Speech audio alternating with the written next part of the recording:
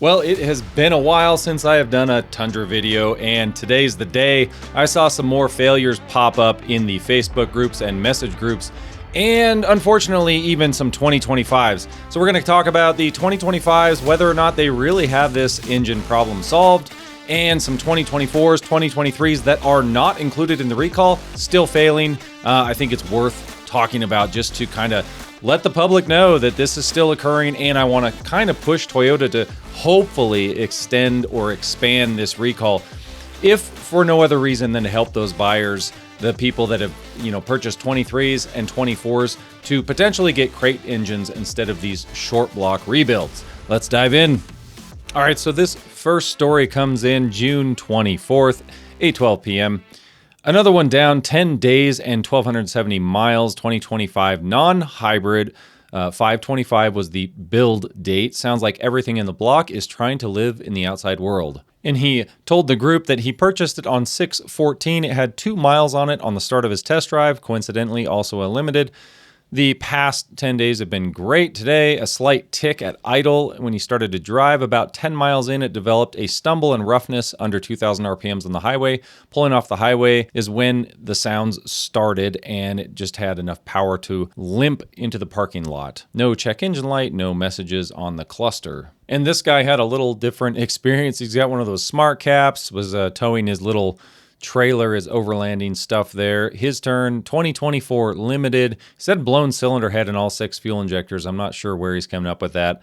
I could go read down in the comments, but definitely not a fun day when you're towing out in the middle of nowhere, and this is the picture you get. Here's a picture of it being loaded up initially, and here's another close-up of their trailer that they were towing. Looks like they're staked out there. Base camp. And here's another 2024. Now, the reason why I'm bringing up the 23s and the 24s is because all of these are not included in the engine recall, but they're still having the same failures as the other ones. So this is a 24 limited, 27,000 miles through a rod through the engine block. It was towed to Toyota dealership last Thursday. They have all the parts. They're just waiting on the lower block. So he's getting a short block rebuild, not a crate engine. Then they can put it all together in a day. They've already torn it down. Should be ready by the end of the week. Not fun. Here's another one on June 18th. Update on his 24 Platinum that died on Friday the 13th. Ooh, Friday the 13th. That's probably why it died. Probably has nothing to do with the engineering. He took a rental at his expense, so it sounds like he called the dealership on Monday the 16th, and he was told that the engine was seized up and he will wait on Toyota's recommendation for a replacement. Explains that the actual failure, the motor seizure, is unknown how they will tear it apart. I don't know why they're not known. I mean, at this point, everybody knows this situation and what's going to happen. He is going to get a short block rebuild. Looks like roughly 2 days to install. But again, what a hassle, and a lot of these people incur towing expenses as well, and they're, off traveling, especially in the summer. Gets pretty expensive and definitely wrecks your summer. So here's another one, and the reason I'm bringing these up is I see a lot of people asking, should I buy a 23, a used one? There's really good deals on them. You're really playing roulette at this point. This guy says, my turn, 33,000 miles on a 23 Platinum. It's hot in New England, 95, while he was underway, lost all power, needed to get off the highway, went another 1/8 of a mile, it died again and would not crank, only half turn. It is not on the recall list, so this one is going to be assessed by the dealer again. Another short block rebuild. Engine is seized. Here's another 2023. The engine in my 23 started knocking at 30,000 miles off to the dealership, where they found metal shavings in the oil filter and metal particulates in the oil pan. Looks like this guy is also going to get a short block rebuild. And what's interesting is Toyota's still doing this. The service advisor said that Toyota said they will tear down the engine, inspect, replace damaged parts, and reuse non-damaged parts. Man, I would be absolutely ticked off if Toyota told me after spending this much money on one of these trucks that they are going to reuse any parts on this engine, at least anything that touches oil or fuel or anything else.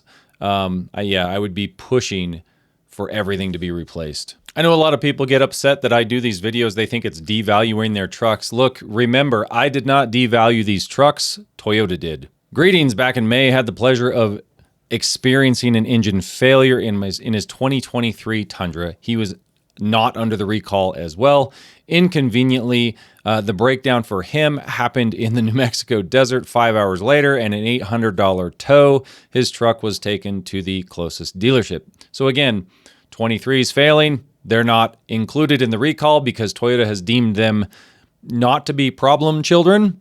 So they're going to get short block rebuilds, and a lot of the time you're going to have to fight to get these people to pay for your tow as well. Man, just a bad time all around. This guy has a 23 1794, bit the dust on Valentine's Day, 38,000 miles, no warning. He's debating whether or not he should sell it or keep it, count it as a lightning strike, and keep the truck and just assume that the next one's going to be better, or the next engine. And the guy below him says, well, I've got 65,000 miles on my 23 TRD Sport with no issues, knock on wood. Anymore, 60 to 100,000 miles is like huge milestone for modern vehicles anymore. Sad, but that is the world we live in. It's just really sad.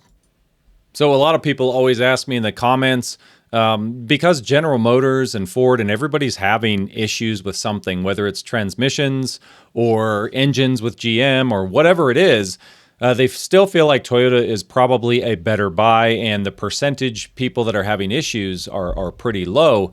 I still think that they have an issue.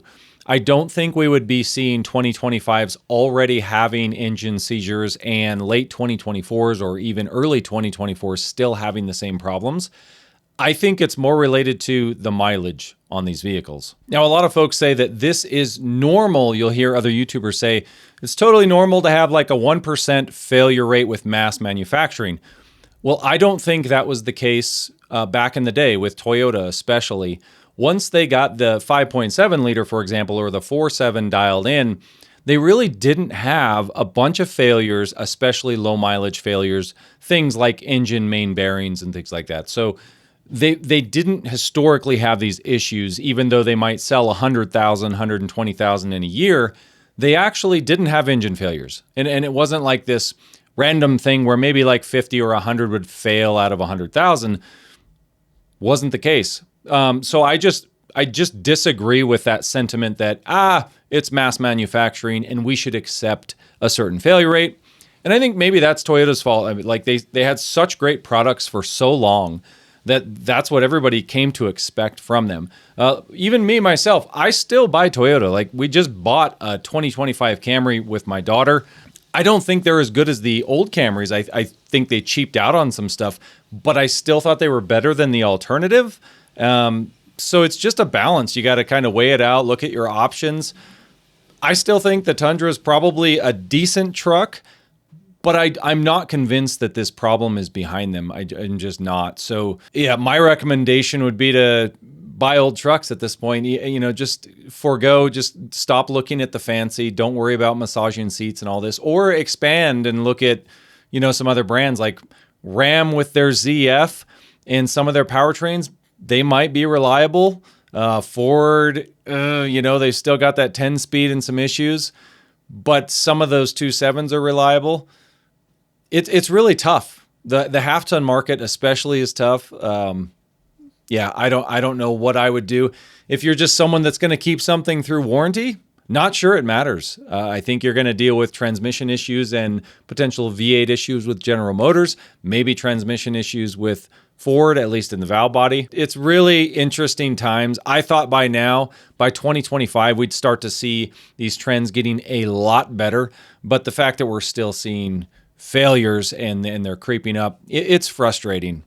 Let's hope that it's just related to carryover manufacturing problems from, let's say, I don't know, the 2020 era of machining, and let's hope that things get better from here on out, especially for the cost of these vehicles. I'm going to keep beating this drum. I want Toyota to potentially step up and help these customers that are, at least in the 2023, 2024 Tundras. I do think they should probably be getting crate engines, not these short block rebuilds. That's just my personal opinion. Obviously, everybody differs, but I don't think you should be reusing parts in a $60,000, $70,000 truck where the engine seized up with 30,000 miles. That's just me. Anyway, let me know what you guys think as always. Thanks for watching. Till next time.